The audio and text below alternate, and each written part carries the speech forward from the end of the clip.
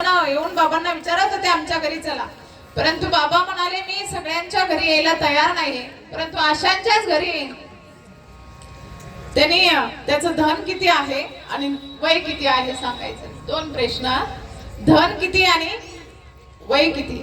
खरं तर गाडं इथंच नडतं, वय कुणी सांगायला असतं आणि धन सांगायला तर आजकाल कुणीच धन सांगत नाही आणि सांगू नाही. कधी कोणाच्या घरी काय चोरी होईल सांगता येणार नाही, परंतु आजकालचं आहे. तेव्हा ते बाबा म्हणाले तुमच्याकडे धन किती आणि वय किती सांगा.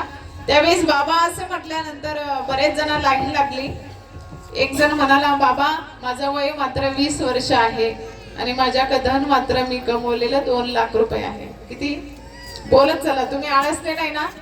नाही, आळस येणार नाही मला माहिती, कारण थंडी आहे ना. 2 लाख रुपये धन माझ्याकडे आहे, 20 वर्ष वय माझं आहे. त्यानंतर बाबा म्हणाले ठीक आहे चला पुढचा या. पुढचा आला, म्हणाला माझं वय मात्र 25 वर्ष आहे, मी कमवलेलं धन मात्र 3 लाख रुपये आहे. असं करत करत पुढचा आला, तो म्हणाला माझं वय 35 आहे आणि मी कमवलेलं धन मात्र 3 लाख रुपये आहे.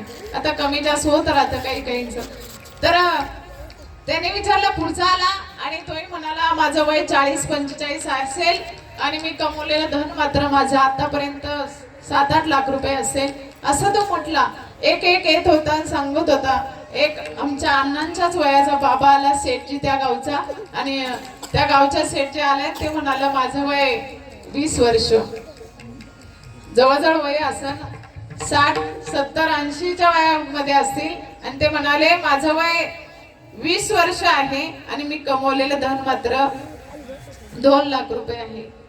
गावातली लोक बडबड करायला लागली की अरे याचं वय निदान या बाबांचं वय 60 तरी असेल आणि गावामध्ये सगळ्या श्रीमंत ते असतील आणि म्हणताय माझं वय 20 वर्ष आणि कमवलेलं धन मात्र माझं किती आहे 2 लाख रुपये. सगळ्यांनी चवचव करायला सुरुवात केली. किती बडबड करताय हे ऐकून बाबा म्हणाले शांत बसा, याचं उत्तर मी शोधेल. त्यावेळेस त्या शेठजींना विचारण्यात आलं काव तुमचं वय किती. ते शेठजी म्हणाले माझं वय 20 वर्ष. 20 वर्ष असं का सांगितलं. त्यावेळेस शेठजींचं उत्तर खूप गोड होतं, ते ऐकून जा. शेठजींचं उत्तर होतं मी आयुष्यभर खूप कमवलं, खूप कमवून माझं ठेवलं आणि ठेवता ठेवता एक दिवस पण माझा असं सहज मी प्रवचनामध्ये गेलो. एका ठिकाणी प्रवचनात मध्ये गेलो आणि त्या प्रवचनात कीर्तनात मला ऐकायला आलं की आपण जे कमवतोय ते इथे सोडून जाणार आहे, आपल्या बरोबर काहीच येणार नाही, परंतु जो काही दान धर्म आपण करू तो आपल्या बरोबर येणार आहे. म्हणून बघा मला तेव्हा कळलं की माझ्या बरोबर संपत्ती कोणती येणार आहे. मी तेव्हापासून मी दान करायला सुरुवात केली. तर आतापर्यंत फक्त मी 2 लाख रुपये दान केले, म्हणून माझं कमवलेलं धन किती 2 लाख रुपये. ते धन माझं फक्त स्वतः बरोबर येणारं धन म्हणजे ते 2 लाख रुपये आहे. नवे तर ते धन आणि माझं वय म्हणजे त्यावेळेस मी होतो 40 मध्ये, आता मी आहे 60 मध्ये.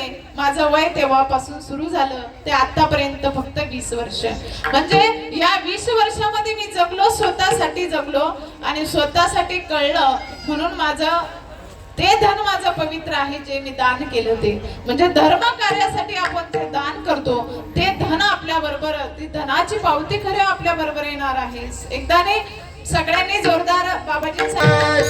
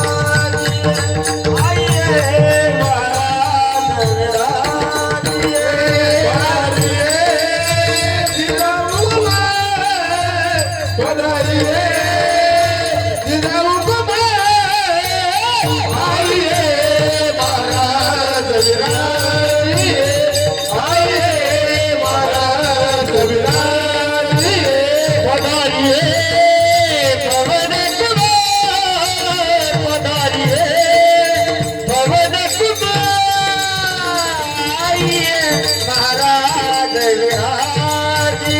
आइए